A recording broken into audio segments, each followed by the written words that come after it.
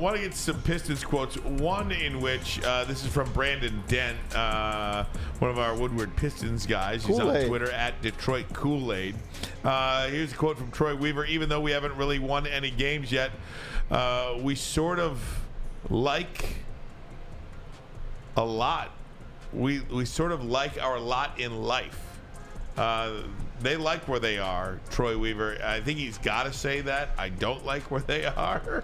He said he loves his roster. That's what he told Monty Williams. He's like, I love this roster that we have. You got a lot. It's like a ball of clay. You get to shape it any way you want going on from here. You can only shape it if guys can play the game. Like, if guys can play the game, they can get you wins. I know they're young, but you guys got to be willing to take. And that's what Monty Williams' job now is. Hey, look, we understand what was going on with your wife. We understand you didn't want to play. Coach, we understand that you took the job because how could you not? With that being said, Monty, you took that job. You're now the Detroit Pistons coach, and we expect the same things out of you, what you did in Phoenix, how you were able to get those young players to play much better. Cameron Payne, Mikal Bridges, those guys became much better players under the tutelage of Monty Williams and his coaching staff. So I expect to see the same thing here in Detroit. We keep talking about it. I think the Detroit Pistons are going to make a move. I don't think they sit at 5. I don't think you can consistently do the same thing and expect the same result. I don't know how that's going to happen, but they're going to have to make a move. You see what's going on in Phoenix. You see when guys want to go right now, they want to get good now. How willing are you to do something extreme? You already paid the extreme money to get Monty Williams, much like Matt Ishbia made the extreme move of getting KD right away. And then the season's over with. They fire Monty. What does he do? He hires Vogel, and then he goes and gets who we'll talk about coming up.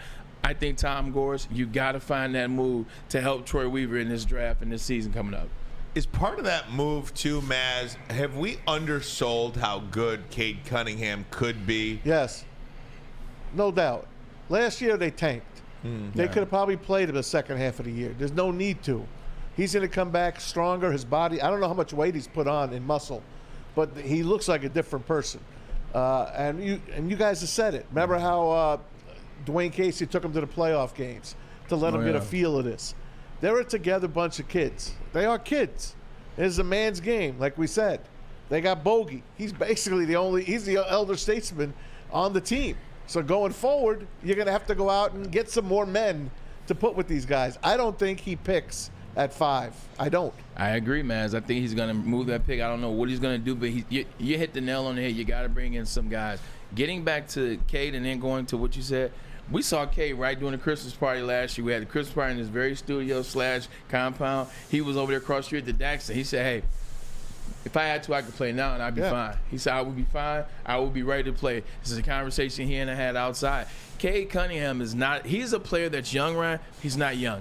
Cade Cunningham was a different guy when he got here. He's a little older than he is in terms of his maturity, in terms of his leadership. So that's a good thing for the Detroit Pistons. Your leader is a guy that has that maturity, has that skill set. With that being said, man, you got to get some older guys in here. Hell yeah. Like, you got to get some veterans. Like, if you look at teams that win, yes, they have the superstars, the young guys, maybe 1 through 4 of their rosters, but number 5 on the roster, number 6 on the roster, number 7 on the roster, you're going to have some guys. I mean, look at that the Denver Nuggets team. You got some experienced guys on that team. The teams that win, look at the Boston Celtics. They got Marcus Smart. They have Jason Tatum, no longer a young guy. Al Horford, Kevin White. Look at the Miami Heat. You got to have some guys on that team that are year 7, year 8, year 9, year 10, year 11. Don't be afraid to have old guys in the locker room because old guys get down. The average age of winning an NBA championship for the stars on that team is 29 and a half years old. You got to have some older guys. So I'm going to read something to you guys. Yeah. And this was on ESPN.com today, okay? And the title of it is 2023 NBA mock draft, projecting the intel on all of these players. And it's actually a draft projections. Best prospects, most underrated, most overrated. So this is what it says. Victor Wembanyama, okay? Mm-hmm. Wembanyama is the clear number 1 in this year's draft with a 55% chance to be an all-star caliber player. Okay, you hear that percentage? Yep, what I say? 55, not 100. Okay. He has the 3rd highest odds to be an all-star caliber player, only trailing Zion Williamson's 59% and Cade Cunningham's 58%. Wow. So back then, Cade Cunningham was projected to be a better player than Victor Wembanyama. Now, I know after so much talk and so much hype, I think even today, if you had an opportunity as a Pistons fan to say you get one guy, Victor Wembanyama or Cade Cunningham, I think a majority of the Pistons fans out there would say Victor Wembanyama. Do you agree with that assessment? Yes.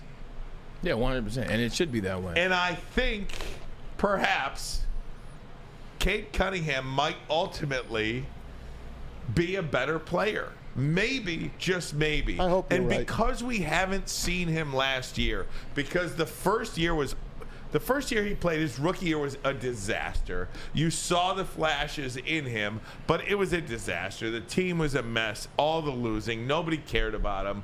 On the heels of COVID and people are getting back into the NBA arenas and stuff like that.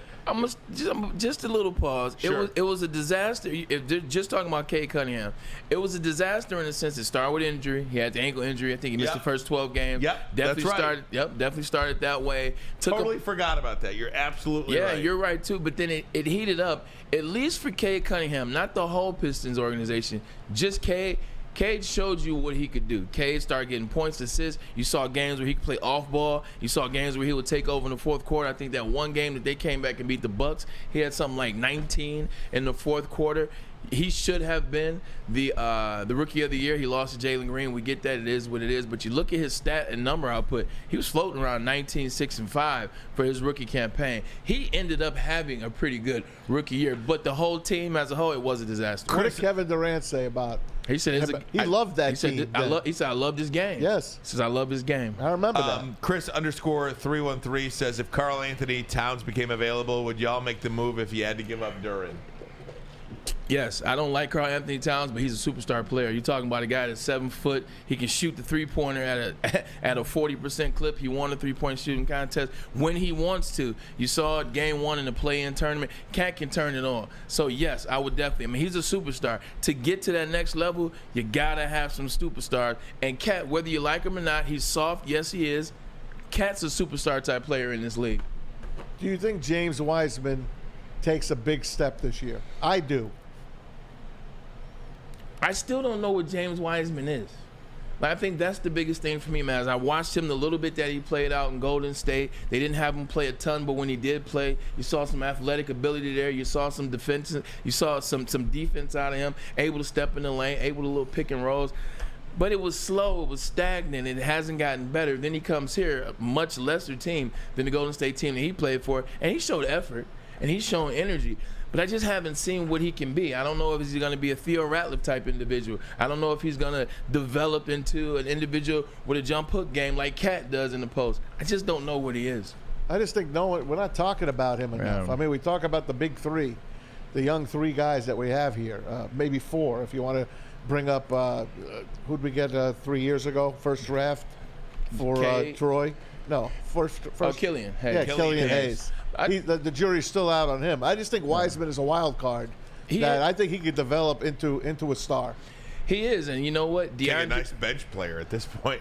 Well, DeAndre Ayton did get better. Not this year. This year he looked like the guy that made that dancing video at the NBA premiere. But 2 years ago when they were in the finals, he played much better. And that was, I want to say, Monty's second year with DeAndre Ayton.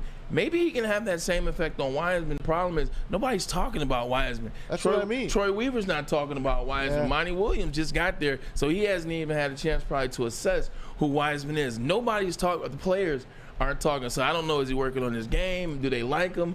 Is he a piece that might get moved? We're completely in the dark right now as it relates to James Wiseman. Let me put the phone number out there again because I'd like to check the pulse of Pistons fans out there. Oh, wait. No, I can't. I'm sorry. I'm sorry about that. Sorry about that. Lions fan. We just checked their pulse. We've got an issue. We've got an issue with the phone lines. So I'm not gonna. You pipe down out there because audio works. Right. Yeah, audio works, but we do have an issue with the phone lines. We'll get that fixed for tomorrow. But if you want to get in on the chat, I'll try to be as good as I can in the chat. Maybe I'll task Maz for. Maybe I can get you for the chat. You can task me for because I try to carry a conversation here with Braylon, and when I'm looking at the chat, I can get distracted and all these things and all this stuff. So pay attention. Yes. So I got you. I've got a couple of questions for Pistons fans because I'm genuinely curious to see where they are. Number one, if I could give you. If I could trade Victor Wembanyama for Cade Cunningham, would you do it? 1-to-1? 1-to-1. Like, would you rather have Victor Wembanyama? And it's not going to happen. It's total hypothetical. Just, I want to see your confidence level in Cade Cunningham moving forward. That's a tough question to ask because, like, right now, Victor Wembanyama is projected to be arguably the greatest NBA player of all time, which I believe, Ryan, we got to stop putting so much pressure on these young kids. They've already put way much pressure on. Like, Victor Wembanyama will never be able to live. Like Stephen A. Smith said today. I hope he's a bust. Like Stephen A. Smith said. No, you don't. You don't want anybody. Yeah, I do. You don't want to root against anybody. Yeah, I want to be a bust. He's a young guy with a family. Don't do that. Stephen A. Smith said today. He's like, you know what? I love man. Get him here, damn it. Get him here. Let him play against NBA players and let's see how good he is. That's real. So that is real. He's like, I am not commenting on Victor Wembanyama anymore until I see him against NBA players. Get him here, damn it.